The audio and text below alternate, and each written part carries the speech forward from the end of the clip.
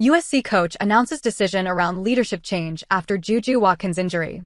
After a 2023-24 season that reminded everyone how much JuJu Watkins hates losing, USC's front office made sure their star had more help. The Trojans built what Watkins herself called a super team. They landed the nation's top recruiting class, headlined by top 10 recruit Kennedy Smith, then went out and grabbed Kiki Iriafen, ESPN's #1 transfer, along with Talia von Oelhoffen from the portal. That squad didn't quite go all the way, but they definitely redefined what fear looks like in opponents' eyes. With that, entering this year, USC is all locked in on nabbing its first national title in 41 years. However, everything's about to look a lot different. Watkins recently announced she'll sit out the entire 2025-26 season to recover from the injury she suffered during the 2025 NCAA tournament. And that's not all. The Trojans are also losing without Kiki Iriafen, 6'3", GRF, Talia von Oelhoffen, 5 feet 11 inches, GRG, and Raya Marshall, 6'4", senior C/F. The only returning starter is 6'1" sophomore guard Kennedy Smith.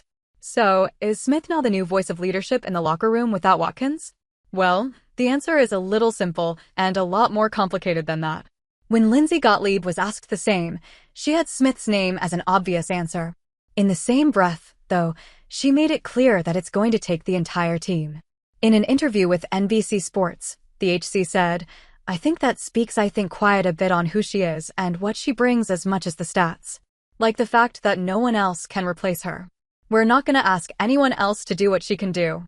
But the idea that now there's a program that still expects to win when she's out, expects to win when she's back, and then expects to win when she's a WNBA All-Star. That I think just should be part of her legacy too." With JuJu's absence confirmed for the entire season, the Trojans are not expected to match the lofty standards set last year. They're ranked 5th in the Big Ten preseason polls, and many expect them to finish as a 4th or 5th overall seed with a chance to reach as far as the Sweet 16. However, the HC further clarified why she's not putting much weight behind the preseason stuff. Preseason kind of polls and rankings actually don't mean very much to me because they don't count for anything and people don't really know, right? They don't have a good look. But what's interesting, I think, is I still think people expect us to be towards the top of this conference, but there wasn't anyone from our team on a preseason all-conference team, which means we got to do it as a group, right? I do think we'll end up having people on all conference teams if I had to guess, but I think we have to do it as a group, right? She said. Well, yes, the group has to do it, and Gottlieb sounded confident, especially while talking about the additions. Through the portal, USC brought in besides that, USC just landed a big-time pickup, 6'1" guard Jazzy Davidson, a 5-star recruit from Oregon. The hope is she'll make waves early, just like Watkins did in her debut season. So, the two seniors, Dunn and Jones, with Smith, will be tasked with leading the locker room. Talking about the committee, Gottlieb emphasized how the production will likely come by committee rather than through a single dominant player.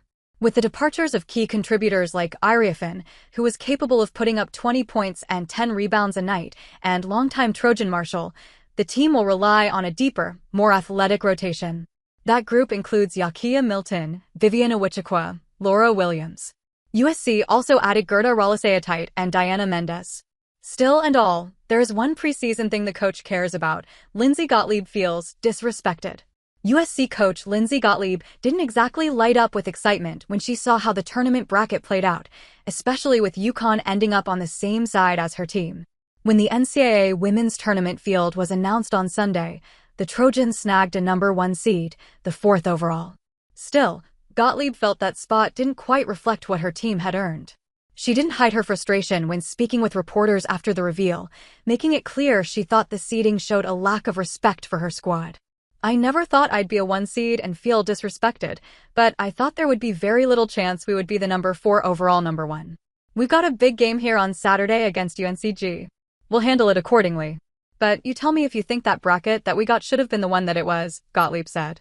USC joins UCLA, South Carolina, and Texas as the 4 #1 seeds in the NCAA women's tournament. UCLA, the top overall seed, dropped both regular season matchups against the Trojans, but got revenge in the Big Ten title game. In the latest AP poll, USC sits at #4 Nationa.